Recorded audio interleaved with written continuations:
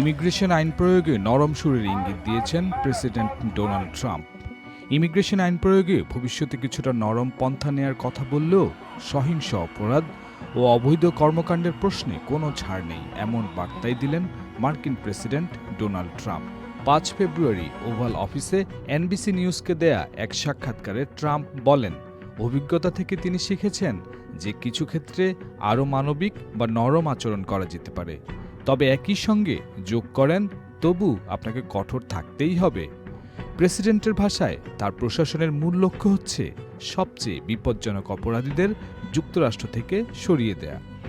এই প্রসঙ্গে তিনি ডেমোক্র্যাট নিয়ন্ত্রিত মিনেসোটা অঙ্গরাজ্যের নেতৃত্বের তীব্র সমালোচনা করেন। ট্রাম্পের অভিযোগ, প্রকাশ্যে তারা ফেডারেল অভিবাসন অভিযানের বিরুদ্ধে সরব হলেও আড়ালে হোয়াইট হাউসের সঙ্গে নিয়মিত যোগাযোগ রাখছেন।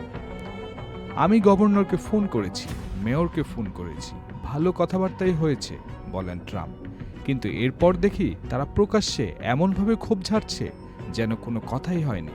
জানুয়ারিতে ফেডারেল অভিবাসন প্রয়োগকারী কর্মকর্তাদের সঙ্গে আলাদা দুটো ঘটনার সময় গুলিতে নিহত হন ২ মার্কিন নাগরিক, ৩৭ বছর বয়সী রেনে গুড ও অ্যালেক্স পেট্রি। এই ঘটনার পর থেকেই মিনেসোটা গভর্নর টিম ওয়ালজ ও মিনিয়াপোলিস মেয়র জ্যাকব ফ্রের সঙ্গে ট্রাম্প প্রশাসনের টানাফোড়েন বাড়ে। টুইন সিটিজ এলাকায় অভিবাসন অভিযানের কড়া সমালোচনায় নামেন ডেমোক্র্যাট নেতারা। শুরুতে ট্রাম্প প্রশাসনের শীর্ষ কর্মকর্তারা আইনশৃঙ্খলা বাহিনীর ঝুঁকির কথা তুলে ধরে নিহতদের পটভূমি ও আচরণ নিয়ে প্রশ্ন তোলেন। পরে প্রকাশিত ভিডিও ফুটেজ ঘটনাগুলো নিয়ে জন আলোচনাকে আরও তীব্র করে তোলে।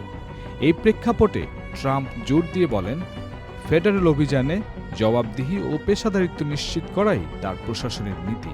গত ২০ জানুয়ারি হোয়াইট হাউস ব্রিফিংয়ে তিনি স্বীকার করেন, ফেডারেল এজেন্টরা কখনো কখনো ভুল করে থাকেন।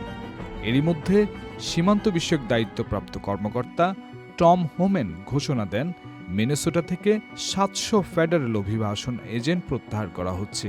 সিদ্ধান্তটি হোয়াইট হাউস থেকে নেওয়া হয়েছে বলে নিশ্চিত করেন ট্রাম্প। তবে তিনি বলেন, এটি কোনো হঠাৎ সিদ্ধান্ত নয়। তার ভাষায়, আমরা অপেক্ষা করছি তারা যেন বন্দীদের মুক্তি দেয়। খুনি, মাদক অপরাধী সহ যেসব অপরাধীকে তারা আটকে রেখেছে তাদের আমাদের হাতে তুলে দেয়। সাবেক প্রেসিডেন্ট জো বাইডেনের প্রশাসনকে কটাক্ষ করে ট্রাম্প আবারও খোলা সীমান্ত নীতির অভিযোগ তোলেন।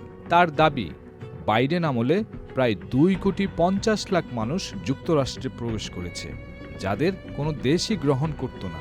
এখন আমরা তাদের বের করে দিচ্ছি বলেন ট্রাম্প। ট্রাম্পের দাবি অনুযায়ী বাইডেন প্রশাসনের সীমান্ত নীতির কারণে যুক্তরাষ্ট্রের বহু কমিউনিটি ও আইনশৃঙ্খলা বাহিনী চরম চাপের মুখে পড়েছে।